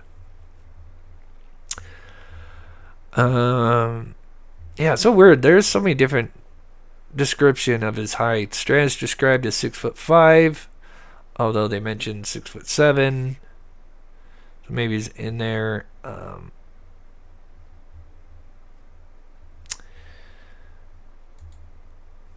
Okay, so nothing new from that. Point his location for phone and watch. Check out the Independent, see if there's anything from here.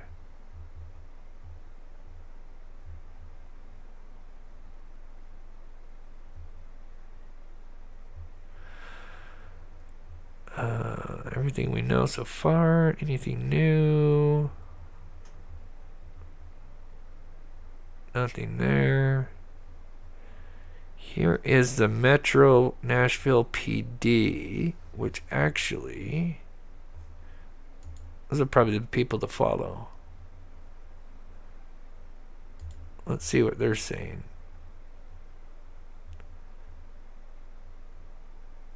Okay, this is March 14th. That's yesterday. This was yesterday. So here's some photos of them searching. There's the two bridges. Here's a video of them in the water.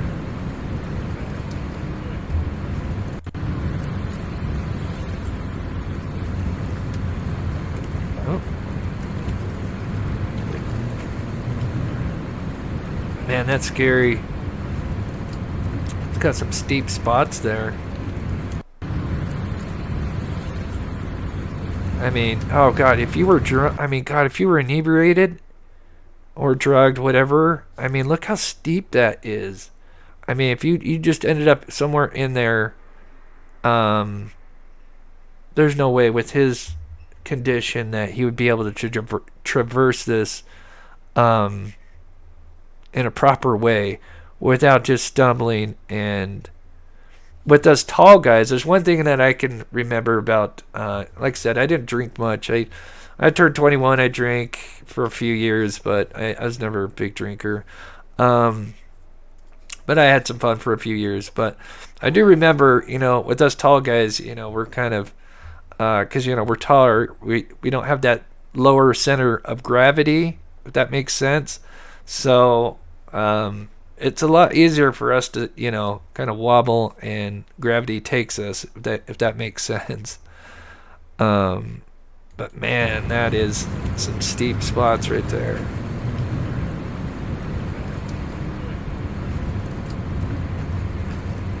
What else they have?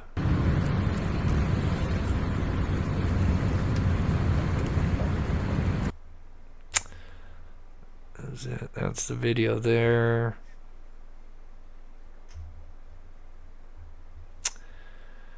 Man. So just a couple of things before we finish up here. Let me get my video out. You guys have any questions? Let me see. If you have any questions, put them in the chat. I'll see if I can get to a few. Obviously, I don't know all the details of this case. Paulo W, member for 20 months now. That's so awesome. Hi, Chris. I hope they find Riley. I do too. It's now been a week. Sadly, they still have not found him. They're waiting on the phone records. I think that's going to be huge with the phone records and the Apple, depending on if he had some apps. I think someone mentioned, because I'm not an Apple person, but I heard there's like the Live 360. He may have had that. And it has its own number, so hopefully they can, with those two things, can kind of determine his last known location. Brenda, hello from Texas. Thank you for all you do. Thank you so much, Brenda. I wouldn't be able to do what I do if it wasn't for you guys taking the time to watch the show and build it. It's so awesome. Trinity, thank you so much for the $2 euro. Phoebe, I'm sorry. Everyone, if you have PayPal, it is better for donations, which means YouTube doesn't get the 30%.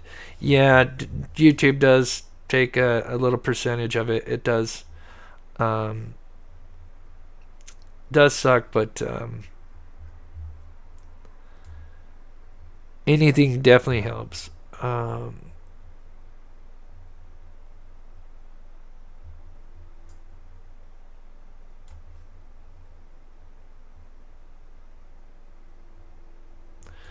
Lake Michigan, WKRN2 News from about 30 minutes ago says they do show him running.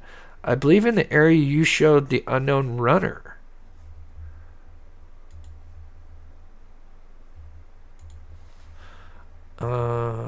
Let's see. Let me turn this down.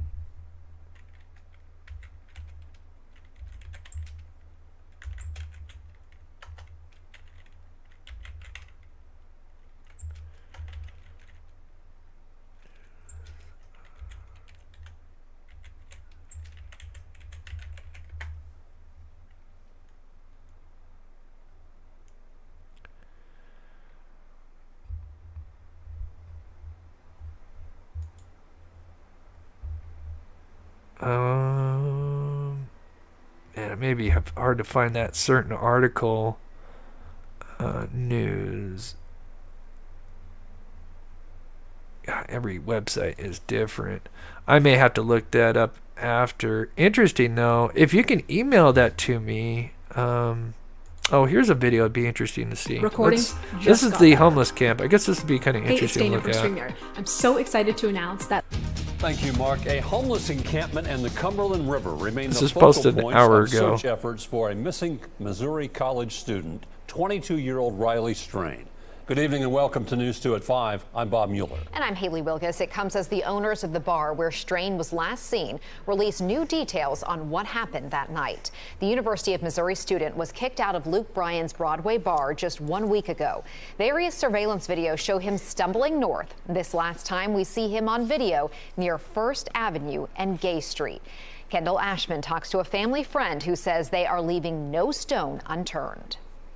Well, this is Friday to Friday, so we're almost a complete full week into this. Chris Dingman is a family friend of the Strains. His son grew up with Riley.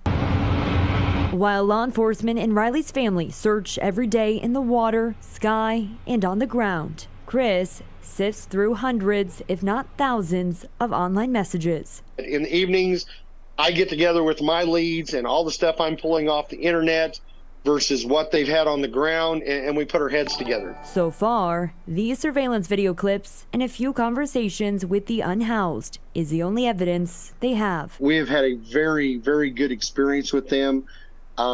We have had a couple more leads that has popped up via them. I actually had a lady that we're working some very good leads with that was actually out in the camps last night about 10 o'clock. Chris has been calling on ride shares to search through dash camera video from Friday night. He's also calling on people that were in this video to reach out if they can recall anything. In today's technology and society, it just blows our mind how in a major city like that somebody can vanish.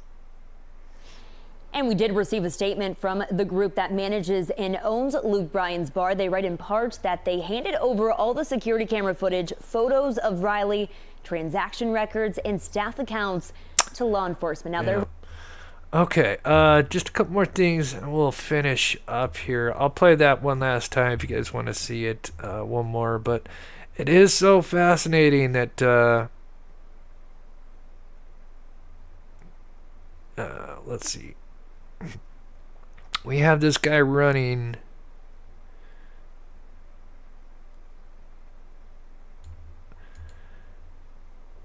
About a minute, 2 minutes after, let's see, 9:53. He said 9:52 or 9:53, so it kind of depends. But you have this guy running. Oh, there he is. Right here, one last time. And I know it's probably hard to see. I apologize. I tried as much as I can, and I'm going to work on it after the show, see if I can do anything more with it. It sucks. If he was kind of walking slower, there would be more frames that we'd be able to kind of make more details out. But because he's just running, but it is interesting. He kind of almost slams into something. Well, I won't say slam. That's probably a big word, but seems like he either runs into something or something causes him to like kind of stop his sprint for a minute, and then he kind of continues down. But the only thing is it looks like a lighter shirt, which obviously we're looking from him at the back, and we know that Riley has the white and black, but the black is all on the back end. So it should have been darker than the pants. And this is not night vision. This is just color. So, because I know night vision will reverse them. But,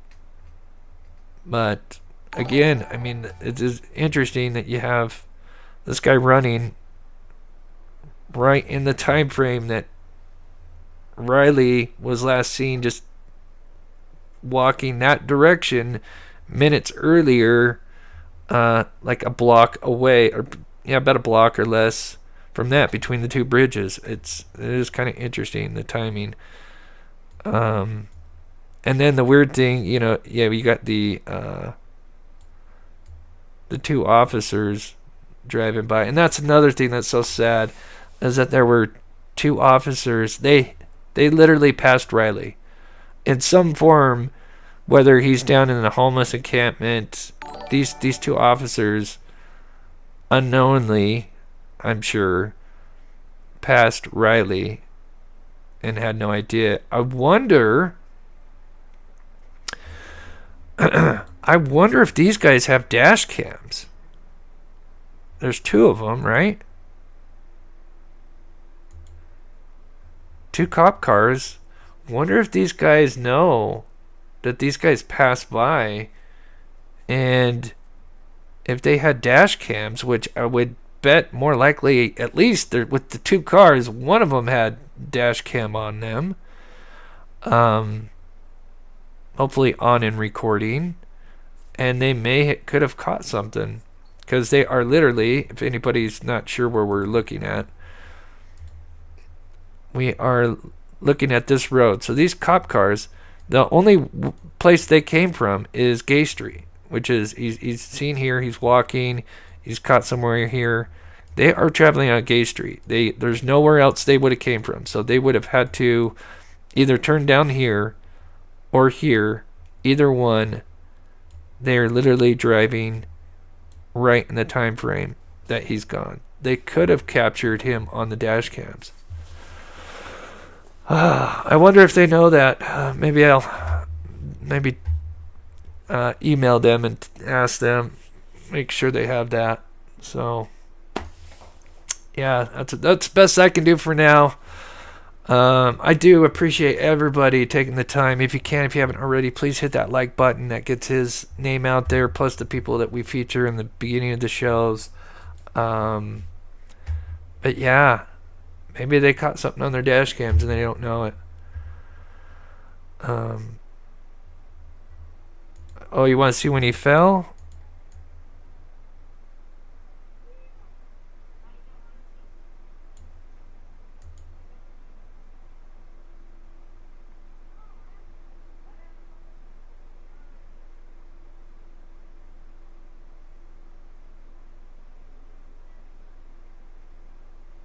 Here, let me play this one. That one's poopy.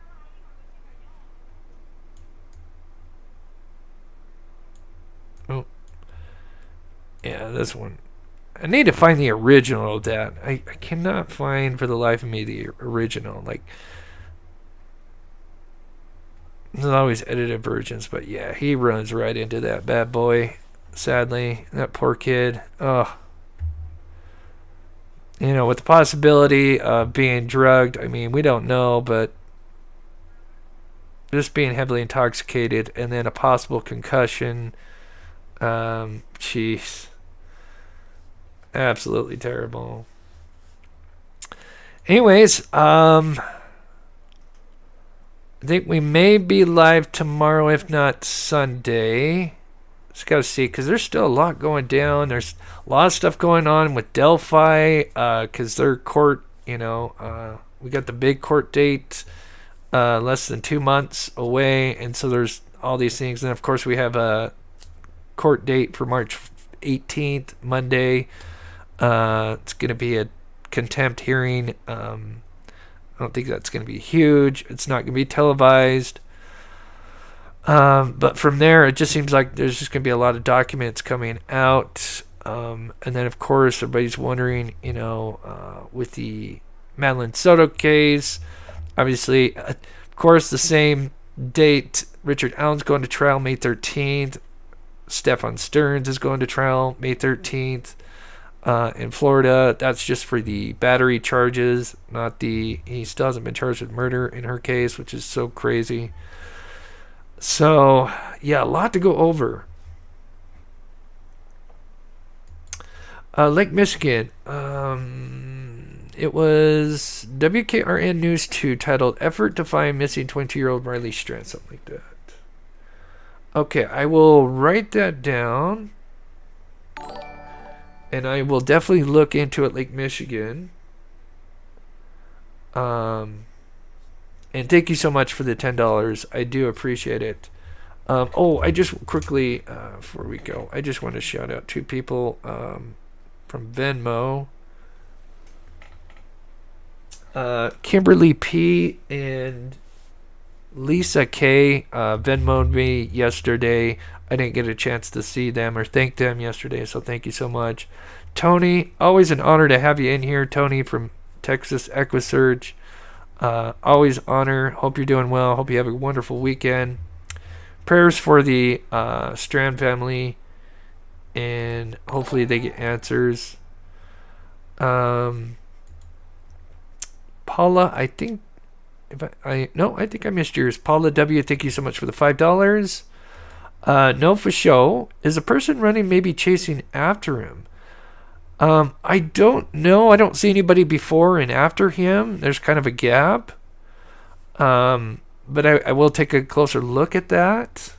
But I don't see anybody before or after. So, but that's not a bad question.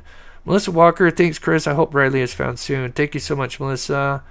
I think I got everybody. If for some reason I missed you, I thank you so much, and I apologize. I think I did get everybody, though. But we're going to finish up here. I hope you guys have a wonderful weekend. We'll at least have a video out tomorrow, possibly a live. I'll let you guys know. And then a huge shout out to my wonderful mods, especially when we have a lot of people in here. We just have a wonderful community, and the mods also are so amazing to keep that going. I know a lot of people mentioned the black car. I'm going to look at the black car. I'm not always too invested with the cars because there's just so many cars that are going to look alike. But I will look at that for sure. It is kind of interesting, the timing of that car going by. But I would say the big thing was that hopefully they know to check those dash cams. I'm going to email them, so hopefully maybe that'll give them another area to look into if they haven't already. I wouldn't be surprised if they have. Okay, guys. I'm going to go ahead and get my outro ready, and we will speak with you guys soon.